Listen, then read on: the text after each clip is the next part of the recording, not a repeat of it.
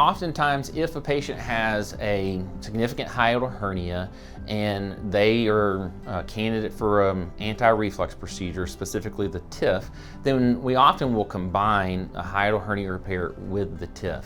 Again, because the way that we experience or develop reflux is often defined by the anatomy. And so you may have a weakened, loosened valve that allows acid to reflux up. But if you also have a hiatal hernia, then that acid in the stomach can build up in that hernia and cause reflux. And so we want to fix both of those. And the data has shown that by fixing both of those, you actually get a better and more durable repair or fix for your acid reflux. And so when we're having patients undergo evaluation for acid reflux, certainly one of the things we're looking into is do they have a hiatal hernia, and does this need to be repaired as well?